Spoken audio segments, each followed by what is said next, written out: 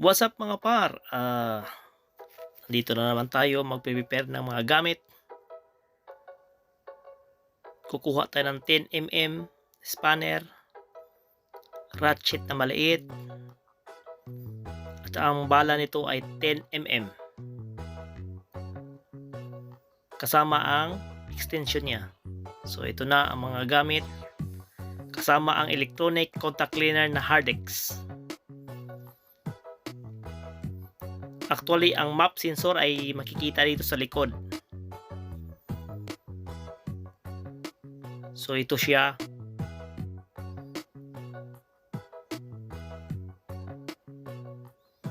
So unang gagawin, kukunin natin yung ito. Saka yung filter box.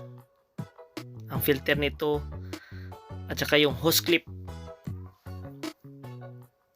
May dalawang bolt pala ito mga par ang tatanggalin at saka dalawang hose sa gilid. So bago natin tatanggalin yung map sensor, i-disconnect ang negative na baterya. So ang map sensor ay may isang bolt lamang. Ito ang 10mm. Saka yan, may connector siya. I-release mo lang.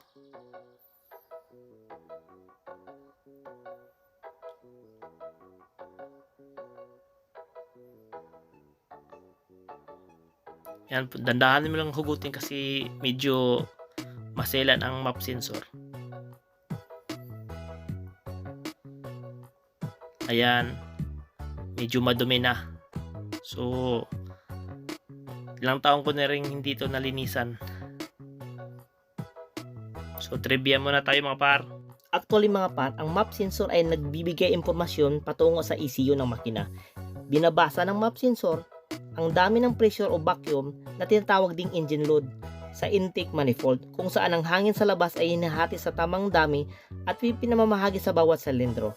Ang pressure reading na ito ay binabahagi sa engine control module upang matukoy kung gaano karaming gasolina ang kailangang ibigay sa bawat cylinder.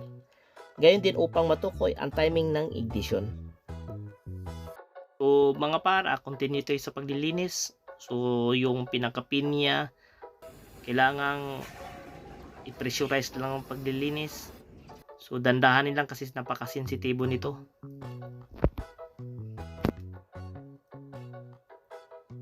So ingatan lang, so wag gumamit ng throttle na spray, body spray throttle kasi electronic type to.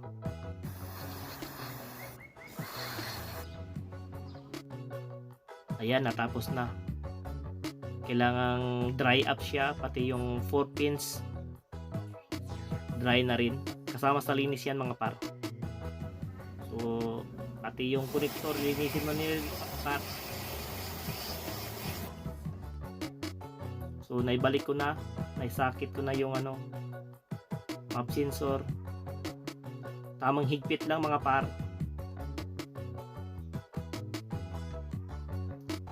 Ayan, pasok ang connector. Tapos pwede na ibalik ang negative terminal.